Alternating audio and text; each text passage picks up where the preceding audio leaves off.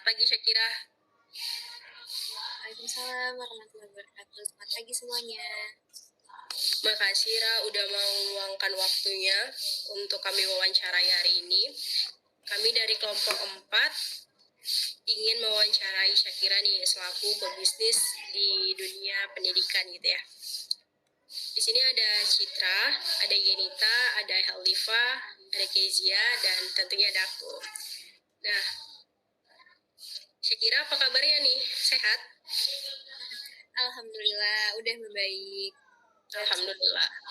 Jadi Syakira ini sebenarnya keadaannya lagi off name ya, Rah.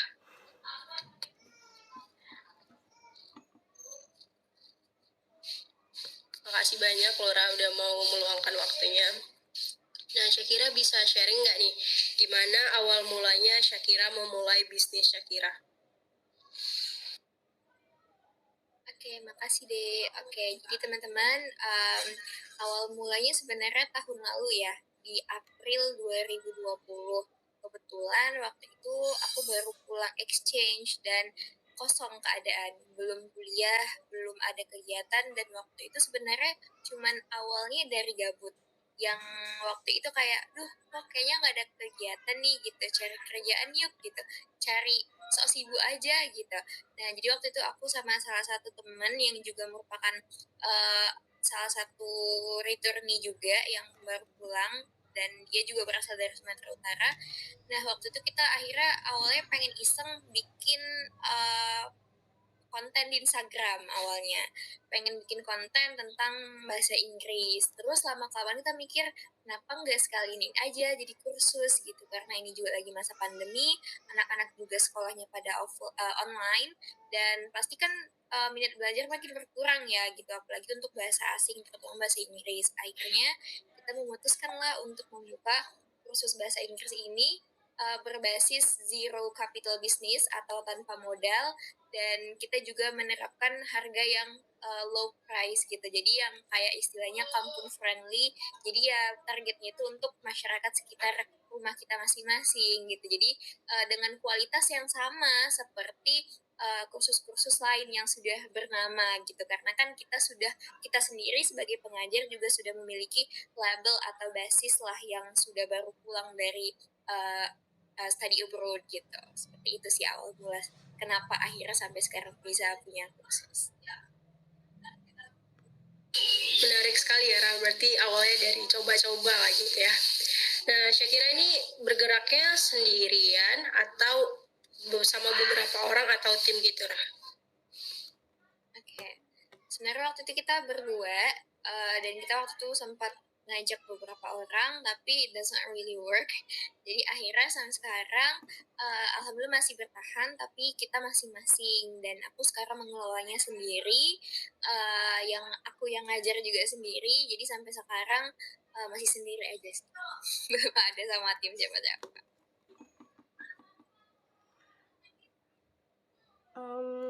Itu kan kakaknya dikelola sendiri ya kan. Nah, cara kakaknya promosiin bisnis kakak gimana? Oke. Nah, jadi sebenarnya awalnya walaupun kita kursusnya itu offline, tapi kita juga pengen tuh kayak ngenalin ke masyarakat lebih luas melalui media sosial. Sempat aktif di sosmed, di Instagram untuk konten bahasa Inggris, tapi untuk saat ini masih non aktif. Jadi ya mungkin salah satu gimana saya memperkenalkan kursus ini ya dengan sosial media, dengan juga menerapkan bukan kursus online, tapi membuat lebih ke konten gitu. Jadi orang-orang yang nggak les juga tetap bisa mengetahui ilmu-ilmu bahasa Inggris itu gitu melalui sosmed. Karena kan salah satu jaringan yang paling banyak masyarakat kunjungi saat ini sosial media.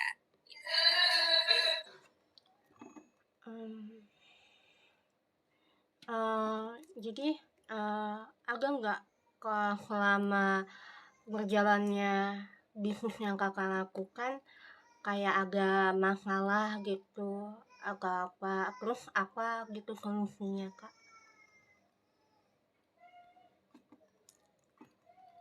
Oke, kalau kendala karena saat ini aku masih nge-runningnya sendiri, mungkin untuk kendala di manajemen waktu pastinya karena juga sambil kuliah.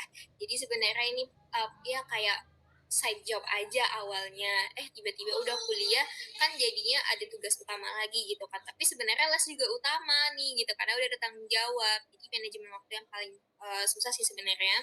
Dan untuk ini sih sebenarnya atur bagi-bagi waktu untuk ngajarnya karena aku juga masih sendiri. Sebenarnya bukan nggak mau cari guru sih, kayak mungkin kok pelit banget sih kenapa nggak mau cari guru baru, mau banget gitu dari kemarin itu nyari guru gitu. Tapi jujur teman-teman, untuk mencari guru itu tuh nggak gampang gitu karena aku pribadi punya standar juga gitu untuk menjadi guru, bukan dia bisa atau enggak nih sepandai apa gurunya, enggak, cuman lebih ke loyalitasnya juga. Jadi tuh susah gitu kadang ada yang dia tuh jago tapi rumahnya jauh gitu, ada yang dia bisa tapi dia nggak mau nih dengan harga rendah yang awalnya aku kan emang kampung friendly ya gitu kan, karena aku rumah sendiri ya nggak apa-apa gitu, kalau orang kan nggak mau gitu, jadi banyak banget masalah itu sih mungkin kendalanya. Terus karena aku masih rintis dan saat ini lagi proses pembuatan modul, jadi kayak textbook gitu buat anak-anak karena selama ini nggak pernah pakai buku jadi mereka nulis sendiri. Jadi saat ini masih proses dalam cetak sendiri, bikin kurikulum sendiri gitu. Jadi pengen merintis benar-benar merintis semua dari awal sih. Itu mungkin kendala-kendalanya. Saya ingin bertanya, ada nggak strategi khusus biar bisnisnya tetap berjalan, kayak entah ke tahun-tahun kemudian? Terima kasih. Oke, terima kasih. Nah, jadi sebenarnya pertama kita harus tahu ya kebutuhan masyarakat itu apa gitu. Karena jujur untuk pendidikan uh, untuk masyarakat kita sendiri itu apalagi untuk kursus bahasa Inggris, istilahnya kursus itu kan les tambahan ya gitu. Masih banyak orang-orang yang belum terbuka, khususnya para orang tua nih, ternyata masih banyak yang belum open minded gitu sama yang namanya kursus apalagi bahasa Inggris gitu. Jadi kayak kalau sekolah libur ya udah les juga ngapain, nah kayak gitu. Terus kayak masih banyak tuh yang nggak tahu kalau sebenarnya pendidikan itu mahal gitu kan. Dan jujur nih dengan harga yang serendah aku terapin waktu itu aja, itu tuh masih ditawar gitu, bayangin gitu kan. Nah jadi memang dengan aku buka les ini aku banyak belajar sih, jadi banyak banget yang masih belum open minded, jadi kita harus tahu juga nih salah satunya apa sih yang dibutuhin masyarakat, apa sih yang dibutuhin lingkungan sekitar, siswa-siswi. Dan kalau kita udah running les saat ini, aku sering tuh setiap berapa bulan sekali ngadain survei ke adik-adik yang aku ajarin gitu. Kalian gimana sih selama belajar? Kalian nyaman gak sih gitu? Kalian lebih suka guru yang gimana? Model belajar yang gimana? Karena kan mungkin mereka nggak suka yang banyak tulis, nggak suka yang gini gitu. Kadang-kadang penyebab orang-orang atau siswa-siswi ini nggak suka bahasa Inggris tuh karena kitanya sendiri gitu. Jadi kayak gurunya sendiri, faktor gurunya sendiri. Jadi aku yang kayak, duh gimana nih biar bisa jadi apa ya, mereka senang deh belajar bahasa Inggris itu dengan metode kita. Itu yang paling sulit sih untuk mikirin metode itu. Jadi mungkin karena kan bisnis les bahasa Inggris itu banyak ya, gak cuma satu, jadi kita juga harus bisa terus nge-improve, intinya improve les kita gitu. Gimana les kita itu bisa beda dari les-les yang lainnya gitu, apa sih yang spesial dari kita terlepas dari kurikulum yang diajarkan gitu.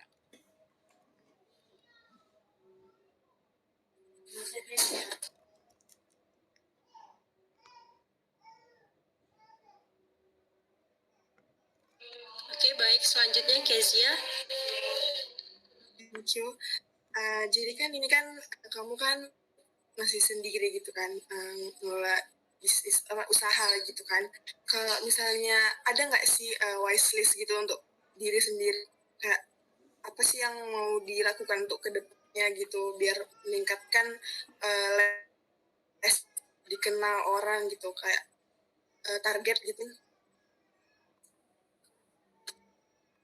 Target aku saat ini ya untuk kedepannya. Oke.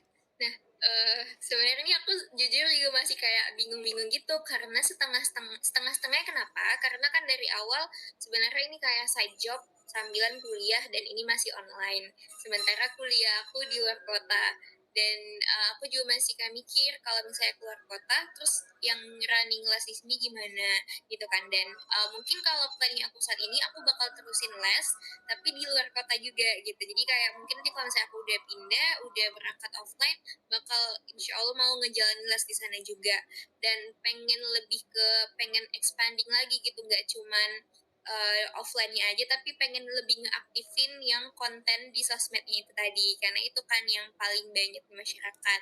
Sama impian aku banget bisa itu nyiptain buku yang lagi aku jalan, ya buku textbook bahasa Inggris yang lagi aku susun sekarang tuh insya Allah pengen banget jadi itu planning yang aku rencanain gitu. Jadi sewaktu-waktu kalau misalnya aku buka les, ya kalau nama apa gampang gitu kan, tinggal buka dan aku udah punya bekal nih, jadi les kita nggak main-main kayak gitu. Mungkin itu sih impian aku sekarang.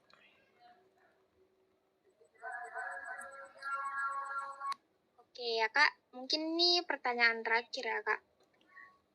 Kakak ini punya nasihat nggak untuk orang lain yang ingin memulai bisnis seperti Kakak? Oke, jadi mungkin sedikit aku pengen ngenalin istilah yang namanya social entrepreneurship.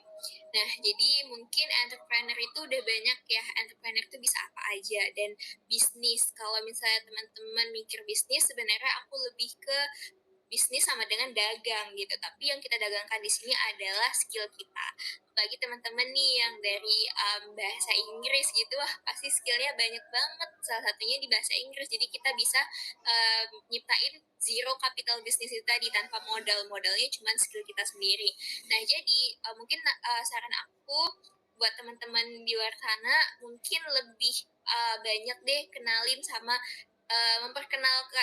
lebih memperdalam dan lebih mencari tahu yang namanya social entrepreneurship ini tadi. Kenapa? Karena kita saat ini nggak bisa kalau mau bikin bisnis itu bisnis semata-mata bisnis doang gitu. Karena kita nggak bisa saat ini cuman memperkaya diri kita sendiri doang, tapi banyak banget masalah sosial yang juga harus dituntaskan gitu, baik dari pendidikan, sosial, budaya dan lain sebagainya, ya melalui social entrepreneurship ini. Jadi kita menjadi entrepreneur gitu, tapi tetap usaha yang kita jalankan, bisnis yang kita punya tetap akan berimpact sama masalah-masalah sosial yang ada di sekitar kita. Contohnya kayak di pendidikan tadi, kayak masalah sosialnya apa? Anak-anak Indonesia yang masih jauh sekali kemampuannya dengan menggunakan bahasa Inggris, bahasa asing. Jadi kita bisa membuka les dengan harga yang low cost gitu kan, jadi mereka bisa dengan lebih mudah mendapatkan ilmu bahasa Inggris itu di kursus. Gak cuman orang-orang yang dari kalangan menengah atas aja yang bisa menikmatinya. Mungkin itu salah satu contoh. Jadi teman-teman semangat terus semuanya, dan sebagai generasi muda harus think creative and be innovative. Mungkin itu aja.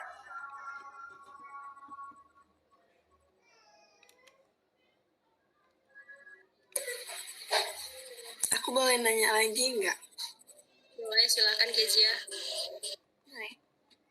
Oke, jadi aku pengen tahu ya, kan kakaknya kan sendiri gitu jalanin ini. Jadi gimana caranya merekrut murid gitu? Gimana buat murid itu biar bisa percaya kalau kalian itu bisa dibimbing sama kakak gitu, bisa ya bisa lah.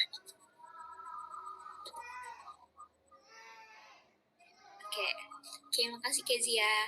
Nah, jujur aku masih sama kok kayak yang lainnya. Aku bikin brosur, aku pernah sebar-sebari brosur ke jalanan gitu kan, bagi-bagi ini pernah kayak gitu.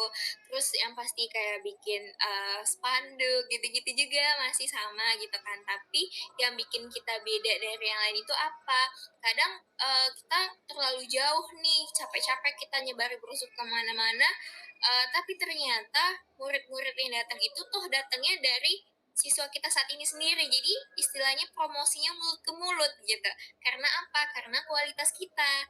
Jadi kalau misalnya kita punya murid nih 5 orang aja, di rumah saat ini. Tapi mereka sangat-sangat puas gitu sama apa yang udah kita ajarin ke mereka. Pasti kan mereka senang, pasti kan mereka bakal cerita, oh les di mana, les di sini gitu, gurunya bagus, gini gini gini, misalnya kayak gitu kan.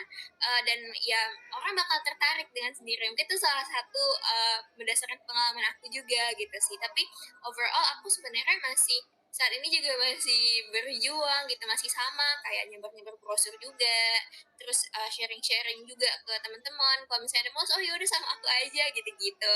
Tapi yang bikin kita spesial itu kadang, oh ternyata kamu tahu les ini dari mana? Oh dari si ini gitu, atau dari orang tuanya ibu si anak yang lain gitu.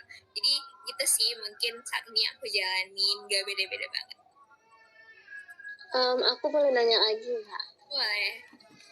Itu kan kalau lesnya umurnya gimana? Kayak misalnya jenjang pendidikannya, itu SD, SMP, SMA, atau dia tes dulu sebelum masuk lesnya biar menentukan pelajarannya? Terima kasih. Oke, Oliva.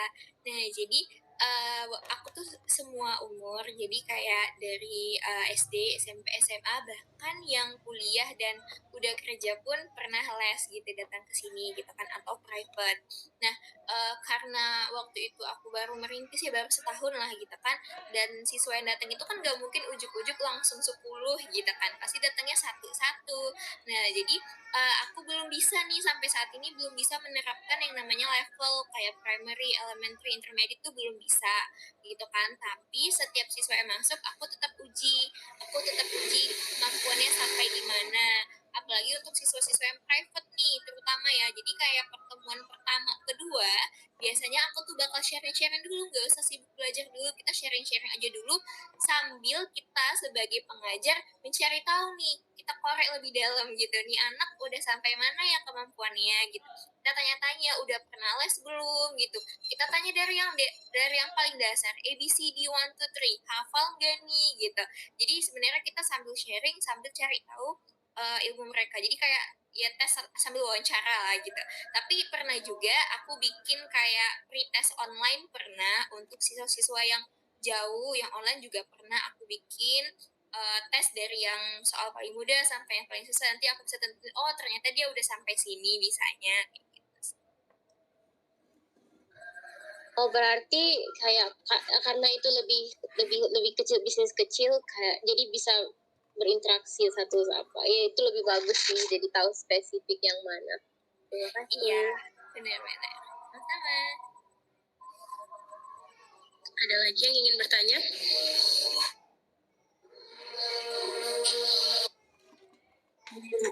Mungkin kalau dari semua, misalnya dari kesibukan itu gitu, kayak saya tuh pengen tahu gimana cara kamu itu membagi-bagi waktu gitu. Karena kan kita tahu kalau misalnya anak-anak muda ini kan susah kali gitu kan bagi-bagi waktunya tuh kayak mana gitu.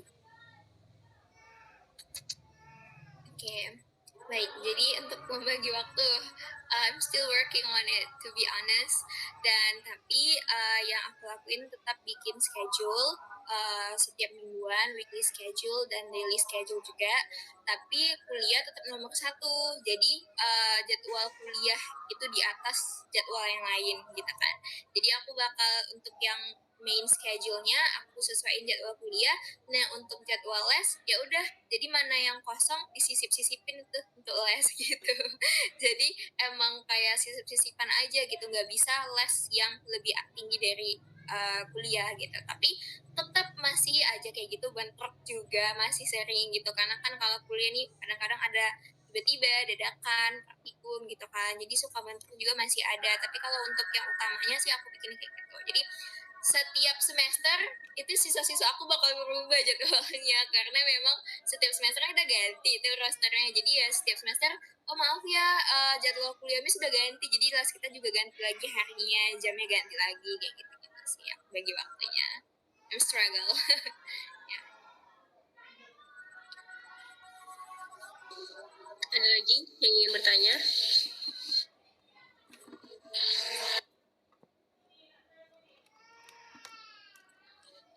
Oke Nira, aku mau nanya, untuk saat ini Syakira punya berapa anak didik ya? Oke, makasih deh ya.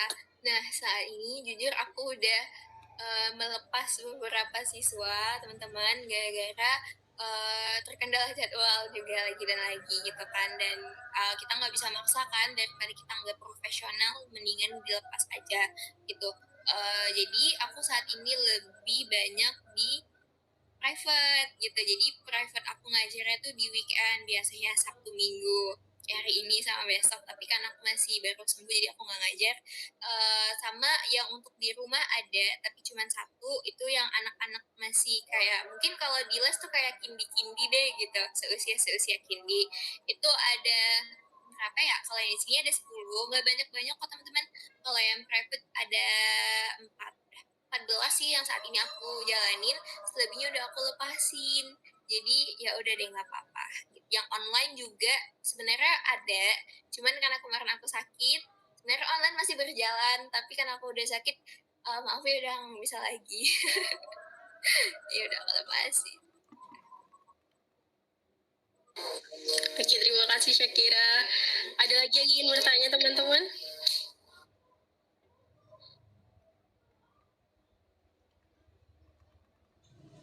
Gak ada ya? Oke Syakira, kami rasa cukup. Terima kasih banyak Ra udah mau meluangkan waktunya untuk berbagi.